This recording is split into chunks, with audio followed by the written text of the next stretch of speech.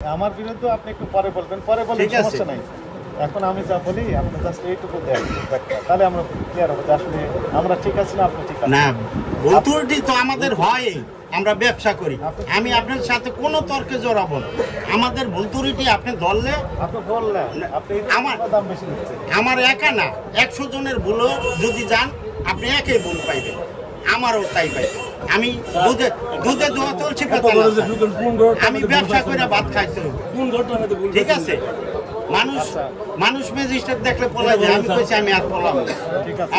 আমার চিলকালা করার দরকার কি? ওনারা কি ওনারা এখানে আসছেন কেন বলেন তো দেখি? লোকজন এখানে সবাই ব্যবসায়ী না, আপনাদের কমিউনিটির লোকজন দোকান ছেড়ে এখানে আসছেন কেন? ওনাদের সবাইকে যেতে বলেন, চলে যাক নিজ নিজ প্রতিষ্ঠানে যাক। সবাই যাইতে বলতেছে, সবাই যান না, এখানে কাজ সবাই ব্যবসা প্রতিষ্ঠানে চলে যান, সবাই চলে যান।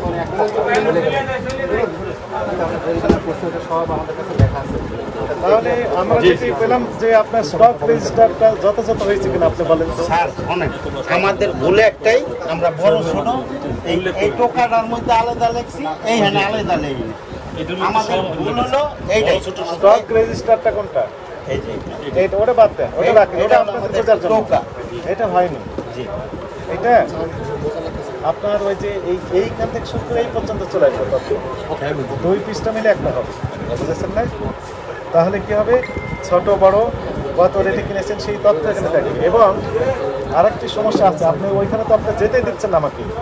মনে করেন 600 বস্তা নিলেন চাল, নাজির রশিদের না রশিদ মুদাচ্ছের রশিদের পালকি কয় পালকি পালকি, এই 600 বস্তা কি আপনার কাছে এটাই থেকে গেল না বিক্রি করলেন? কত বস্তা বিক্রি করলেন আজকে? 100 বস্তা। 100 বস্তা যদি আমি 500 বস্তা থেকে গেল, আপনি মনে করেন 500 রইল। শোনেন, আমি তো আলাদা আলাদা করি না, আমি সব চাল মিলা যদি 50 বস্তা বিক্রি হয় 50 বস্তা টোটাল মিললা মাইনাস করি। 100 বস্তা বিক্রি হইলো 100 মাইনাস করি, 500 মাইনাস হইলো টোটাল কত বস্তা আইলো, কয় পথ লেহি না, ঠিক আছে? তাহলে 50 কেজি কতগুলো থাকলো? 25 কেজি কত আজকে বিক্রি হয়েছে মনে করেন সকালবেলা, সেগুলো আলাদা করতে হবে। এই দেখেন টোটালে আজকে বিক্রি এভারেজ তো এভারেজ হচ্ছে, এই যে এভারেজ আপনাকে আমি 25 কেজি দাম দিয়ে 50 কেজি দাম নিয়ে চলে যাই, দিবেন আপনি? দিবেন না, আজকে চাল বেচছিল 8-10। এই দেখেন আমরা সারাদিনে কয়টা বেচি, মেশিন টিপ্পা এই কয় বস্তা বেচছি, এত বাসন মানি এত টাকা বিক্রি, এই কয় বস্তা বিক্রি হয়েছে, এই কয় বস্তা আমদানি হয়েছে, এই কয় বস্তা আমরা বিক্রি মাইনাস করি, কইরা আবার যেটা যোগ আছে বললেন কয় বস্তা বিক্রি হয়েছে, এটা কয় বস্তা বিক্রি হয়েছে দেখেন বুঝে।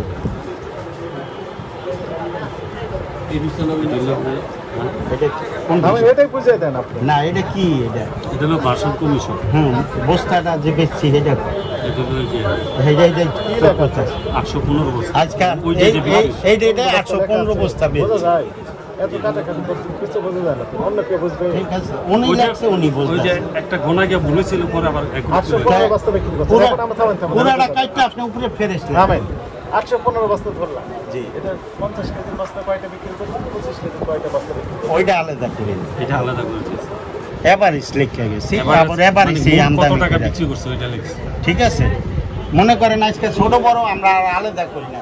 ছোট বড় 300 বস্তা আইছে, 300 বস্তা লেখছি যোগ করছি, 250 বস্তা বেচছি, 250 বস্তা মাইনাস কারেকশন হতে চাচ্ছেন না, এইভাবে এভারেজে চলে যাবেন? এভারেজ না, আমি আপনি যেভাবে বললে যাবেন ওইভাবে লিখতে হইব। আমাদের বক্তব্য স্পষ্ট, সেটি হচ্ছে জি 50 কেজির জি তথ্য থাকবে। জি মনে করেন 1000 বস্তা আপনি চাল কিনেছেন আজকে, জি বিক্রি করলেন 600 বস্তা, 600 কয় বস্তা থাকবে? 400 রইল। ও 400 বস্তা দিন শেষে থাকবে 6 কেজি 50 কেজি 50 কেজি 25 কেজি কিনেছেন 2000 বস্তা, 2000 বস্তা, তাহলে 2000 বস্তা 1500 বস্তা হয়তো বিক্রি করলেন। 500 বস্তা রইল, আগেরটার সাথেই 500 যোগ হবে। হ্যাঁ, ওই